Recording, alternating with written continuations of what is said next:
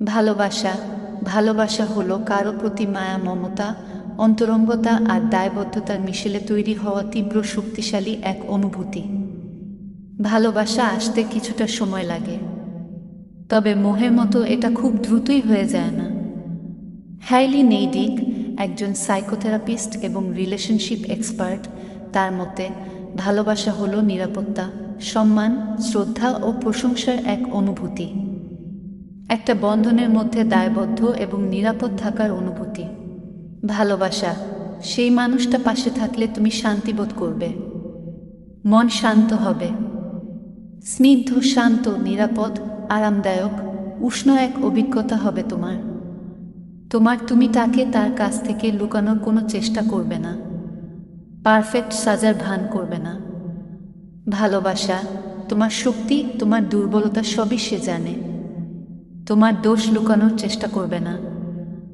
মিথ্যা কথা বলে ভান ধরে তার সামনে হিরো সাজতে যাবে না, তার সামনে হীনম্মন্যতায় ভুগবে না।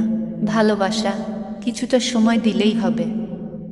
কাজকর্ম, পড়াশোনা সবকিছুর ক্ষতি করে ঘন্টার পর ঘন্টা, রাতের পর রাত সময় দেবার দরকার পড়বে না। তাকে দামি গিফট কিনে না দিলে বা ঘন ঘন ঘুরতে না নিয়ে গেলেই সে তোমাকে ছেড়ে চলে যাবে, এমন ভয় থাকবে না। ভালোবাসা তার দুর্বলতা, কমতি, অপূর্ণতা দেখে তুমি তার প্রতি মনোযোগ হারিয়ে ফেলবে না, বরং এসব গ্রহণ করে নিয়েই তার সাথে দিন কাটাবে, তাকে ভালোবাসবে। ভালোবাসা শুধু শরীর কেন্দ্রিক না, ভালোবাসা সেই মানুষটার চেহারা বা পোশাক কেন্দ্রিকও না। তার চেহারা নষ্ট হয়ে গেলেও, সে মোটা ধুমসি হয়ে গেলেও, আগের মতো হট না লাগলেও তুমি তাকে ভালোবাসবে। ভালোবাসা সুন্দর পোশাকে সাজগোজ করা অবস্থায় তুমি তাকে যেমন ভালোবাসবে, তেমনি কালিঝুলি মাখা নোংরা পোশাকে, গা বা মুখ থেকে দুর্গন্ধ আসা অবস্থাতেও তুমি তাকে ভালোবাসবে। কারণ তুমি তার চেহারা বা শরীরটাকে নয়, বরং সেই মানুষটাকে, তার আত্মাকে ভালোবেসেছ।